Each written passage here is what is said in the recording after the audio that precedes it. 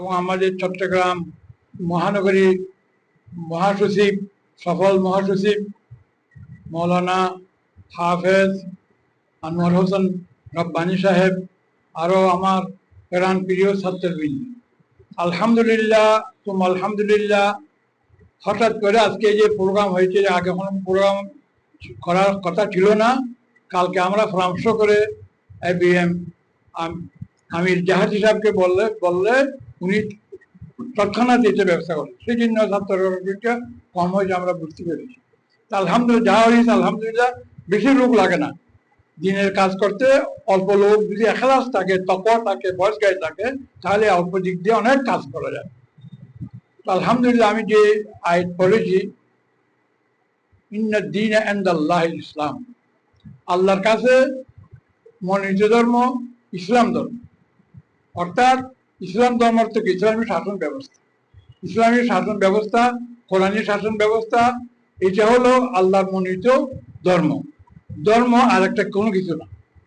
অনেকে বলতেছে যে ধর্মের সাথে রাষ্ট্রের কোনো সম্পর্ক নেই, ইসলামের সাথে রাষ্ট্রের কোনো সম্পর্ক নাই।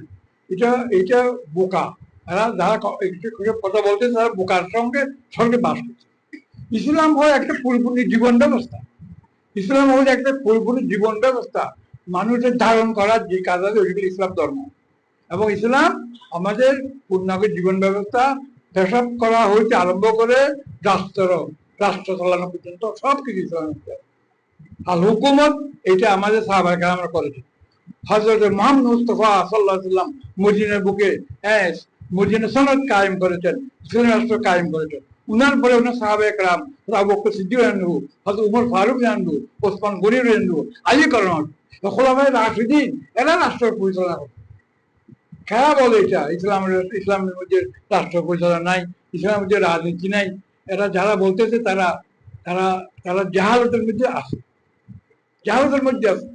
আমাদের নিজাম পার্টি পরিচিত থাকে, এটা পরিচিত হলে দেওবনের সদর মডেলের ফতহুল মুলহামের মুসান্নেফ মৌলানা আল্লামা শাইখুল ইসলাম শিববির আহমদ ওসমানী রহমতুল্লাহ, উনি মুসলমান সরা লিখেছেন ফতহুল মুলহাম। দারুল দেওবন্দের উস্তাদ শাহুল হাদিস, উনি দিন বুঝে না, সব ধর্ম বুঝে না, যার জন্য উনি দেওবন্দ ছেড়ে এখানে চলে, বাংলাদেশে পাকিস্তানে চলে আসছে। আল্লামা শিববির আহমদ ওসমানী রহমতুল্লাহ আলাই, জামরান ওসমানী রহমতুল্লাহ আলাই, মজার মৌলাই তানভীর রহমতুল্লাহ আলাই, এরা সব হযরত তানভীর রহমতুল্লাহ ছাত্র শিষ্য। হযরত তানভীর রহমতুল্লাহ বলেছেন যে তোমরা পাকিস্তান চলে যাও, জমিতুল মায়ের ইসলামের কাজ করো, নিজাম পার্টির কাজ। দেওবন্দকে এখানে চলে আসছে, কে বলতেছে যে ইসলামের রাজনীতি নাই? এই জাহালত আপনারা জানেন, আপনার শিশু, আপনার এখন ছোট, আপনার পড়েন, বই পড়েন, জীবনী পড়েন, তানভীর সাহেবের জীবনী পড়েন, এবং নিজাম পাকিস্তান প্রতিষ্ঠার ইতিহাস পড়েন।